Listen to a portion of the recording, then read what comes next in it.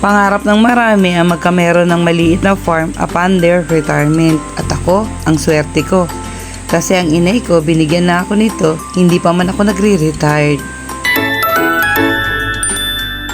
Nilo Ramirez Channel. Shout out sa iyo. Thank you sa support mo. Ito nga pong bagong farm namin, source ng aming family bonding ngayon. Bakit nga ba karamihan ng nagre-retired gustong mag-invest kahit sa isang maliit na farm? Kasi retirement means relaxation na. But you cannot stop. Gagawin mo pa rin busy ang iyong daily life. Busy pero hindi stressful.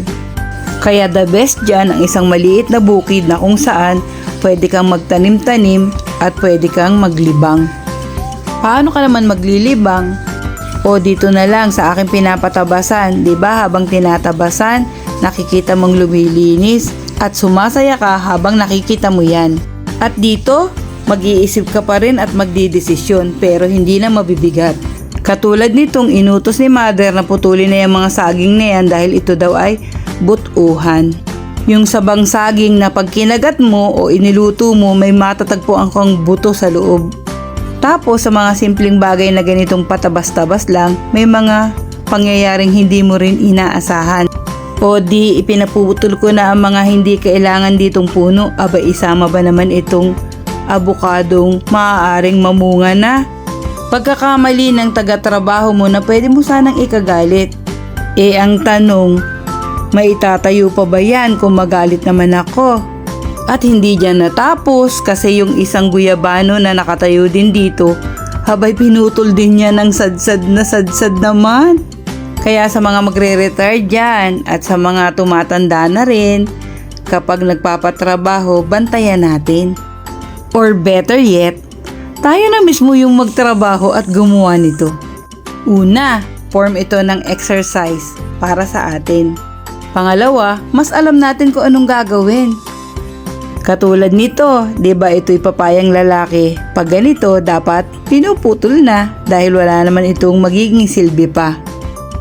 Evaluation and right decision, yun siguro ang wala sa mga pinapatrabaho natin, 'di ba? Kaya better advice, kapag ganitong may mga farm, tayo na mismo ang gumawa dyan sa ating farm para alam natin kung ano ang tamang gawin. Kahit madawag pa, nagsimula na ako ditong magtanim-tanim. Yung mga papayang pinutol ko, may suloy na silang ganito oh. At para mamunga sila ulit, aalisin natin yung ibang mga tangkay, yung ibang mga suloy. Titirhan lang natin siya ng isa para malaki ang posibilidad na maganda ang kanyang ibubunga. Etong isa pang papaya dito, pinutol ko na nga rin kasi wala na namang bunga yung dulo niya. Nakakapagod ang mag-farm pero masayang gawin. Maniwala kayo.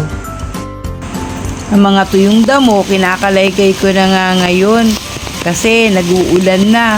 Pwede na talagang magtanim dito. Gusto ko sana po kayong isama sa journey ko sa paggagawa ng farm na ito.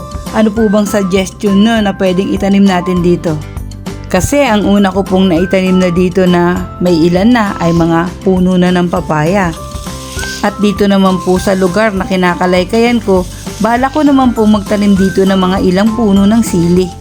Mga kaibigan, ang mga damo at mga pinutol na mga saging-saging at mga puno-puno dito ay talaga naman kailangan pa ring hakutin at itapon. Yung abukado na aksidenteng naputol, papalitan ko ng puno at ito ang naisip ko.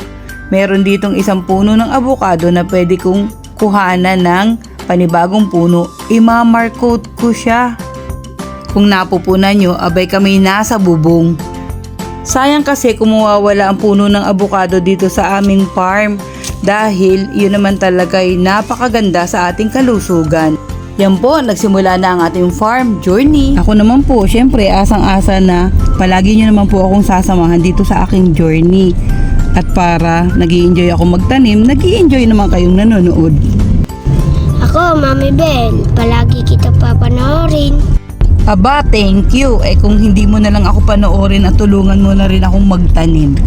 Sige, Mami Bel, ako na lang tiga-tilig ng papaya. Magsubo ka rin magtanim ng sarili mong puno para mayroon kang aalagaan. Sige, Mami Bel, basta yung mababa lang Yung komplikado agad ang gusto mo ha. O sige, papaturuan at tuturuan kita ng pagpapababa ng ganyang papaya. Buti na nga lang, hindi yan kinakain ng aso kung nagkataon. Ay, kita mo, abot na niya ito.